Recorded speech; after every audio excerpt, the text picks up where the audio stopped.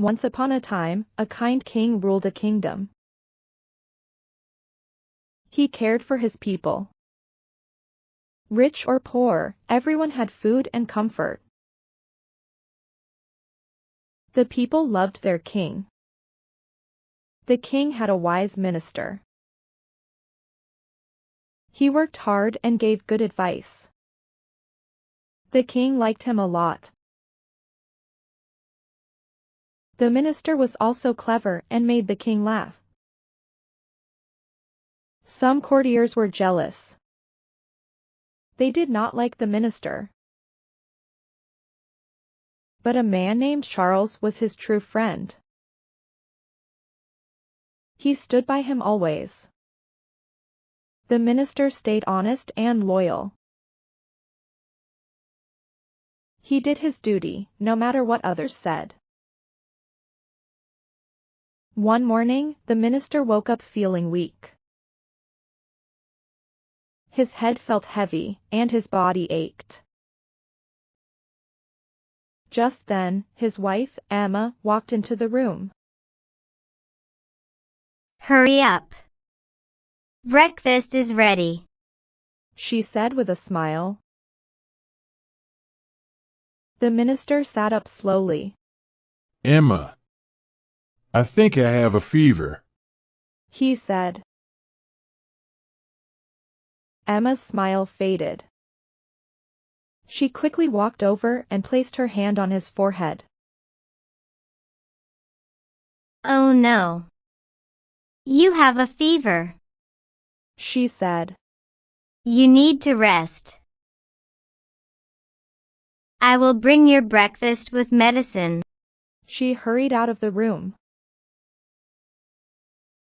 In the kitchen, Emma warmed some milk and poured it into a glass. At that moment, Julie and John ran in. Mom, why isn't Dad here yet? Julie asked. We are waiting for him at the table. John added. Emma sighed. Your dad has a fever. I'm taking his breakfast to his room. Julie and John exchanged worried looks. Without another word, they ran to their father's room.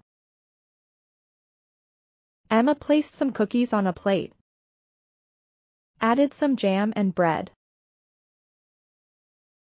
and set everything neatly on a tray. She picked up the tray and walked back to the room. Inside, Julie was gently pressing her father's forehead, while John rubbed his feet. The minister smiled at them. Emma laughed. Now, go and have your breakfast. Julie shook her head. No. Mom, I will eat here with Dad. John nodded. Me too. The minister smiled. My dear kids, go eat at the table. Julie and John nodded and ran off. Emma placed the tray on the bedside table. The minister took a deep breath and started his breakfast. The minister got up to get ready for court. Emma stopped him. You don't need to go today. Just rest. But He began. No buts. Emma said firmly. I'm sending a message. You are on leave today. She walked out before he could argue. The minister sighed and lay back down. The court started, but the minister was not seen. The king asked, where's the minister? A royal servant stepped forward and bowed. Your Majesty, the minister is on leave. He is ill and sent a message. The king's expression became serious. Send the royal doctors to check on him. Also, send fresh fruits. The royal servant bowed. Yes. Your Majesty. He said and left quickly. One courtier, who was jealous of the minister's position, said, Your Majesty, this is unfair.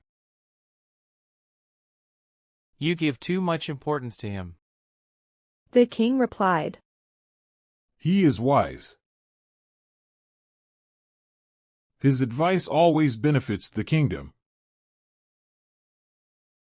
One other courtier said, Your Majesty, order the minister to bring ox milk. The king was shocked. Ox milk? That's impossible. The courtier smiled. It would be a test of the minister's cleverness. Whether he is truly as wise as everyone believes. Just then, a man entered the court. The king was busy hearing his case and remained puzzled. That night, the king sat deep in thought. How can I ask the minister for ox milk? It's impossible. He won't be able to do it. The next evening, the king sat in his garden. He ordered a servant. Go and send a message to Mr. Charles. I need him here as soon as possible. The servant bowed and left quickly. Soon, Mr. Charles arrived. The king said, You know what the courtier said. I'm worried about this challenge. If I don't give it, they will think I don't trust the minister's wit. And if I do, I fear he won't succeed. Charles smiled. Your Majesty, give him the challenge. I'm confident he will succeed. The king nodded and then started discussing state affairs. The next day, in court, the minister and courtiers gathered. The king spoke. Minister, I need something. The minister stood and bowed. Yes. Your Majesty. Please give your order. I want ox milk. The king said. The minister was taken aback but bowed again. Such a thing is impossible. He thought but dared not speak. As you order. Your Majesty. He replied. He then sat down. Worry filled his mind. Ox milk. He thought. That night, the minister lay in bed, tossing and turning. Ox milk. How can I bring that? He thought. Suddenly, an idea came to him.